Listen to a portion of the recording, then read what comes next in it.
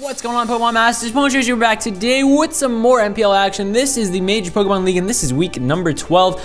And the Dallas Staravias are going up against Byser and the San Francisco 49Tales. Now, if you haven't taken a look at the tables recently, Byser and the San Francisco 49Tales are actually fighting for a playoff spot. So this match is pretty big. This is a divisional match, so it's even bigger.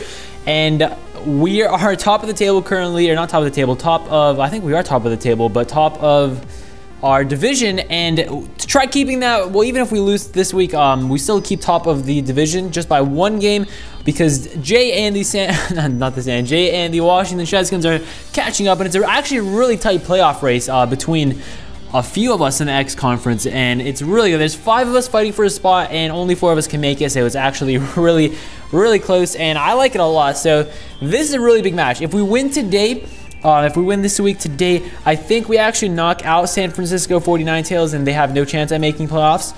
But if they win today and we lose, then they still have a shot. They're only 1 game behind the Washington Redskins, so it's actually really close, really close. And let's just get into this week. So as you can see on my team, Snorlax is a Chople Berry. I was going to say leftovers. It's Chople Berry. It's max defense, careful nature, and max HPs and HPs and max HP. I don't know what HP means. HPs. Okay, Gardevoir, it's Focus Sash, just in case if he brought the Roserade or the Scizor. I didn't want to put a specific berry just because I wasn't sure if he was going to bring both of them or just one of them or what, so I just gave him Focus Sash. Omastar is also holding the Focus Sash, that's nice, like usual. And Entei is an Assault Vest Entei, so I finally brought a different Entei variant. It's about time. It is just about time.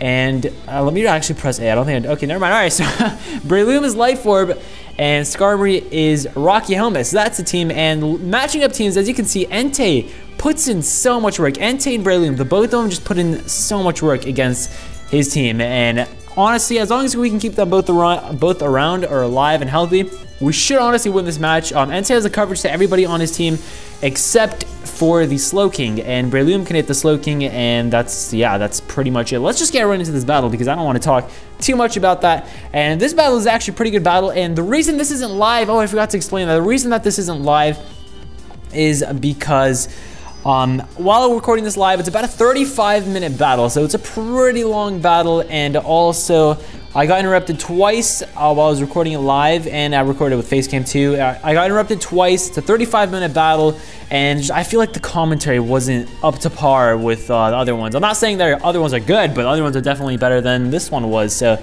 those things combined maybe really just to want to do this post, because I feel like I can maybe commentate a little bit better post. And this is a 26-turn battle, so this is pretty darn long. I don't even know what I'm going to talk about. So I led off with Snorlax because Snorlax can really handle most of his team fairly well.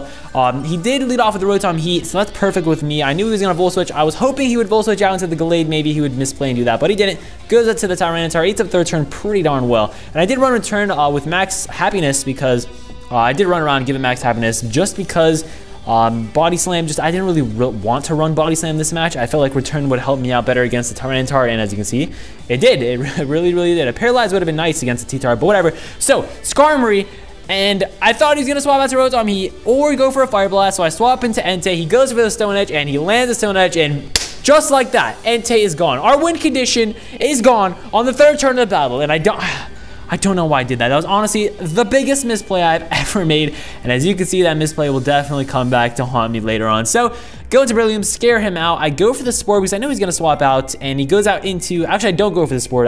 This time I just go for the Mach Punch. Hopefully maybe he would sack off the Tyranitar. I'm not quite so sure.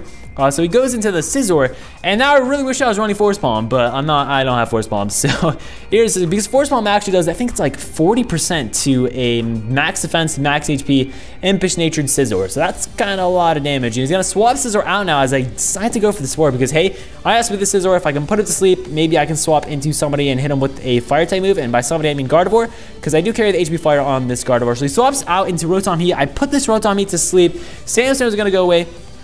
And I decide just to go for the Mach Punch because 2 Mach Punches with the Life Orb will actually be enough to knock him out. So we go for the Mach Punch, and he just decides to say, I guess he's sacking off this Rotom because he really does not have a safe swap to this Breloom at all. Whatever Mach Punch doesn't hurt, Bullet Seed will KO it. So really nothing is safe from this Breloom. So If Entei is down, Breloom is our other win condition. He's gonna go out to Diancie. Now, I didn't want to take the risk of getting 2 hits with Bullet Seed just yet. I honestly, hindsight, I probably should have. I really should have, but I decided against. I go out to Skarmory, he sets up the Stealth Rock, so that really does stink. I should have went for the 3 hits on the Bullet Seed. Could have prevented rocks, could have knocked out the Diancies. That was just really bad play on my part. I could have just spored either way, because as you can see later on, he's not actually safety goggles. So honestly, I really wish I went for the Bullet Seed, but I didn't. I go for the Iron Head now, hoping that he'd stay in, but goes up to the Slowking, so the better play. Now I go for the Defog. Now I want to get rid of these rocks. Also, I'm not quite sure what this Slowking set is, so I just want to get rid of these rocks, see what he's gonna go for. Maybe he's gonna go for Trick Room. I'm not quite sure. So he actually goes for the Scald, and thankfully does not get a burn, so that's nice. I'm just gonna Roost Up, and maybe he'll go for a Side Shock, predicting the Breloom. I'm not quite sure. There's really no reason for him to, but he goes for the Scald, so he makes the safe play. Goes for the Scald, and this time he gets the burn. So now Skarmory's burned, and I have no reason to keep Skarmory around. So I just decided to go for the Brave Bird. Hey, we can get off a little bit of damage. Maybe have a little more insight to what kind of set this Slowking is. Maybe he's defensive. Maybe he's max HP. I don't know. We'll find out. So get the Brave Bird off. Does a bit of damage. I really have no idea what set that Slowking is, because Brave Bird really doesn't do too much either way. But I do know he's probably near max HP or definitely max HP. So he goes for Scald, knocks out Skarmory. And we are not in a good position right now. We are not in a good position at all. I go out to relax. I can eat up any hit he's gonna go for, no matter what. I can eat up at least any 1 hit. He decides to swap out. He goes out into Clamps, and Clamps is a Scizor. I'm thinking, okay, he ate up that Mach Punch pretty well. I go for the Curse. He ate up that Mach Punch pretty well. He's definitely defensive. What do defensive Scizors run? They run Roost, they run Defog, they run Bullet Punch, and they run either U-Turn or Superpower or Knockoff, something like that, or maybe even Swords Dance. I'm not quite sure, but he goes for the Swords Dance, so I'm thinking, does he have Superpower? Maybe. We can still eat up a Superpower because we do have the Chople Berry, and if he goes for the Superpower, it's going to lower his attack, and it's going to lower his defense. So I get the second Curse up, and I decide, hey, let's just go for another Curse, because why not just go for another Curse? We'll get a little bit more bulky. I know we can take at least any 1 hit. Also, he might try Baton Passing. He goes for another Swords Dance, so he's at +4 right now. We can still take any 1 hit, even if it's a +4 Superpower, because of the Chople Berry and because of Max Defense. So we're in a good position right now. We're in a fantastic position. Speed is really low right now, but we really don't need any speed with Snorlax, and because Snorlax isn't that fast of a Pokemon to begin with, and just really don't care about speed at all. Do not care about speed at all. He's gonna go for the Baton Pass now, so he really can only Baton Pass into his Mega Tyranitar or his Gallade. I decided, hey, this is the turn. Let's go for the return. This is the turn. Let's go for the return. Makes sense. And he goes into the Godzilla, which is the Mega Tyranitar. As I go for the return, and as you can see by this return damage at +3 attack. Return is going to be enough to 2-hit KO him from where he was at. Now, we saw the low kick. At +4, I can take a low kick because of the Chople Berry. He does 77% without the Chople Berry. With the Chople Berry, it does about half, but he gets a crit, and down goes the Snorlax. Yeah, the crit right there, that crit was so big because we could have returned, knocked out the Tyranitar. He would have had to come in with the Gallade and Revenge Kill because nothing else would have enough punch to KO the Snorlax. So now I have to go into Breloom, Mach Punch, take an extra Life Orb damage, which actually really comes into play later on. And now, all I need to hope for is that maybe, just maybe, he's going to misplay and I can take out the Scizor sometime. He's going to go into Clamps. All we have left is Breloom, Gardevoir, and Omastar. So I decided, hey, we don't really need Omastar for much except the Diancie, but I have Breloom for Diancie, so I'm going to go out into the Omastar right now. So here's Omastar. He goes for the Bullet Punch, and with the Bullet Punch on the first one, he gets another crit. So that is fantastic. Now, hindsight right here, I should have went for the Surf. I honestly should have Surfed right now. But that crit kind of sinks because now I would have been able to get off 2 attacks, but now I'm only able to get off 1, so I decided, let's just go for the Spikes. Why not? Maybe his Gallade sashed and we can, it really wouldn't have mattered. Spikes here was just definitely a bad play. That crit did kind of matter because we would have been able to get up double Surfs or double layers of Spikes or 1 Spikes, 1 Surf, something like that, but because of that crit, we can't do that now, so that really stinks. So 2 crits where they both definitely mattered, in my opinion. I think they definitely mattered. So down goes Omastar. Now I need to go out to Gardevoir. I'm going to trace the Technician boost. Now, I'm a timid Gardevoir with just enough speed to outspeed an Adamant Gallade because HP Fire makes you lose 1 IV in speed. So if I'm max speed and his Gallade is Jolly max speed, it really wouldn't matter because he would still outspeed me because of the HP Fire. So I just went timid and enough speed to outspeed an Adamant Gallade. Go for the HP Fire, Technician boosted. It's guaranteed to KO this Scizor. So down goes the Scizor.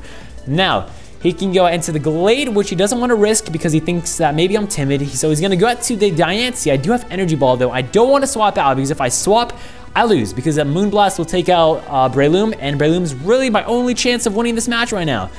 So he goes for the Moonblast. That's going to take out Gardevoir. Now, if I went for the Bullet Seed way back when he set up Stealth Rocks, this Diancie most likely would have been down. So I would have probably kept Gardevoir right there, and that definitely stinks. So hindsight's 2020. Could have definitely made a few better plays, and this is definitely winding down. So now our only hope to win this is if maybe he's an Adamant Banded Glade. Just Adamant and anything that's not Scarfed, and we have a chance. So I'm gonna go for the Bullet Seed. As you can see, 2 Bullet Seeds probably actually had a chance to knock him out. I'm not quite sure, so I definitely should have went for the Bullet Seed a while back. Now he goes out into Slowking because he wants to take another Life Orb hit on me. Because all he has left is the Slowking and the Glade. So my only chance of winning right now was to go for the Spore and the Swords Dance on the Diancie and the Spore and Swords Dance on the Slowking. That was honestly my only chance because at +4, a Mach Punch will take out the Glade. And as we will soon find out, his Glade is Adamant Banded, and Adamant Banded Glade with the Shadow Sneak does 44 damage to a little bit, I think it's like 60 something damage. So we're at 43. It's a guaranteed OHKO. So that kind of stinks. And if I did get up to +4 though, Life Orb Mach Punch would be enough to take him out, but I didn't. He's gonna Shadow Sneak, that's gonna finish things up. Definitely the biggest misplays, swapping into Entei. That was such a stupid decision. I really thought he was gonna go for the Fire Blast. I should have just sacked off Skarmory. I honestly did not need Skarmory for anything. I don't understand why I did that. Hindsight 2020, I definitely need to play it much safer next time, but we did lose 1-0. It's a really close 1-0, really narrow. Had he not even gone for Shadow Sneak at the end there, we definitely would have won. So that's just bad luck, really bad luck. He made the good plays. He played with what happened, and fair play to Byser. The crits definitely mattered in my opinion, at least, because we would have been able to save a Life Orb hit on Breloom, and with that Life Orb hit, it was actually going to be a roll for the Shadow Sneak to knock us out, and we could have won that, in my opinion, had just not gone the roll. Also, the crit on Omastar was just unfortunate, but it's fine. Those things happen. It's the name of the game. So fair play to Byser. Now, the playoff race is actually really interesting now because we did lose that, and just it makes it really interesting because I believe we're at 9 wins. Jay is at 7. If he wins this week, he's at 8. The Washington Redskins, I should say, are going to be at 8, and Byser's now at 7. So it's 9, 8, 7, possibly. So that's really good, and playoff race is really close, and I'm just rambling right now. Hopefully you guys did enjoy. If you enjoyed, leave a like rating down below because that thumb needs 11, and if you haven't already, be sure to subscribe so you never miss a video. Until next time, have yourselves a good day, and until next time, have a nice shit.